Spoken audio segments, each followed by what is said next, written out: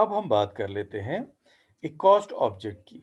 Cost की definition हमें clear हो गई कि कॉस्ट कोई एक्सपेंडिचर है, कोई फॉरगोइंग है। हम क्यों करते हैं वो एक्सपेंडिचर? ताकि हमें कोई बेनिफिट हासिल हो, कोई एसेट हम खरीद सकें, कोई रॉ मटेरियल हम खरीद सकें और उससे कोई फ़ायदा उठाएँ। अब कॉस्ट ऑब्जेक्ट क्या है? Cost object is any item और एक्टिविटी, कोई आइटम है या एक्टिविटी है for which cost are accumulated and measured।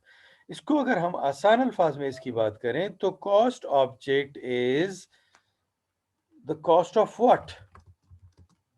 किस चीज की cost? Cost of cost object. तो कॉस्ट ऑब्जेक्ट हर वो चीज़ है जिसके लिए हम कॉस्ट को मेजर करते हैं, मतलब जिसमें हम इंटरेस्टेड होते हैं, जिसके लिए हम कॉस्ट को एकमुलेट करते हैं, इकट्ठा करते हैं और उस कॉस्ट को मेजर करते हैं। Cost object cost of what? किस चीज़ की cost? Cost of a product. तो इस वक्त हमारा कॉस्ट ऑब्जेक्ट जो है वो एक प्रोडक्ट बन जाता है।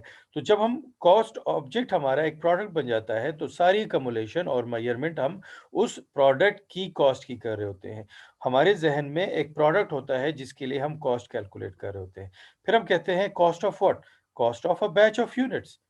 बैच ऑफ यूनिट्स है, हमारे पास 100 यूनिट्स का एक बैच है। तो जब हम अकमुलेशन करेंगे या मेजरमेंट करेंगे कॉस्ट की तो हमारे ज़हन में क्या होगा? वो पूरा बैच होगा, उसके लिए हम कैलकुलेशंस कर रहे होंगे। फिर cost of what? Cost of a customer order. किसी कस्टमर का एक ऑर्डर है जिसमें हमने 15 यूनिट्स बनाने हैं, 15 यूनिट्स बनाने हैं, उसकी कॉस्ट। तो फिर उसके लिए अकमुलेशन जो है वो हम किस चीज़ के लिए कर रहे होंगे? उस ऑर्डर के लिए कर रहे होंगे। उसी ऑर्डर के लिए हम कॉस्ट के मुख्तलिफ आइटम्स को हम इकट्ठा करेंगे और कॉस्ट को मेजर करेंगे। फिर हम आ जाते हैं cost of what? Cost of a contract. अब इस वक्त हमारा जो कॉस्ट ऑब्जेक्ट है वो एक कॉन्ट्रैक्ट है। किसी के साथ हमने कॉन्ट्रैक्ट किया हुआ है, कोई बिल्डिंग हम बना रहे हैं, कोई रोड बना रहे हैं या कोई बहुत सारे यूनिट्स उसके लिए बना रहे हैं। तो हम जब कॉस्टिंग करेंगे तो उस कॉन्ट्रैक्ट की करेंगे। फिर हम आ जाते हैं, हम कॉस्ट ऑब्जेक्ट एक डिपार्टमेंट को भी ले सकते हैं कि इस डिपार्टमेंट में कितनी कॉस्ट आई है। इस डिपार्टमेंट ने रिसीव कितनी कॉस्ट की है, इसने मज़ीद कितनी कितनी कॉस्ट ऐड की है इसमें और इसने आगे फॉरवर्ड कितनी कॉस्ट की है नेक्स्ट डिपार्टमेंट की तरफ। तो उस वक़्त हमारा जो कॉस्ट ऑब्जेक्ट है वो एक डिपार्टमेंट बन जाता है। फिर एक डिवीज़न भी बन सकता है, एक सब्सिडियरी भी बन सकती है, कोई प्रोजेक्ट भी बन सकता है। तो इन सब चीज़ों के लिए जब हम हमें अपना कॉस्ट ऑब्जेक्ट डिफ़ाइन हो जाए, क्लियर हो जाए कि हमारा कॉस्ट ऑब्जेक्ट क्या है, तो फिर हम उसके लिए ईज़िली कॉस्ट अकमुलेशन भी कर सकते हैं और जब हम कॉस्ट अकमुलेशन कर लेते हैं, तो उसके लिए कॉस्ट मेज़रमेंट करना हमारे लिए आसान हो जाता है।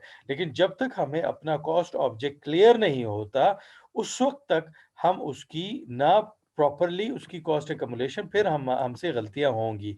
कॉस्ट अकमुलेशन करना हमारे लिए मुश्किल होगा, हेंस कॉस्ट को मेज़र करना भी हमारे लिए मुश्किल हो जाएगा। तो हमें क्लियर होना चाहिए कि हमारा कॉस्ट ऑब्जेक्ट जो है हम कि क्या है, तो हमारे लिए सारी चीज़ें जो है वो आसान हो जाएँगी।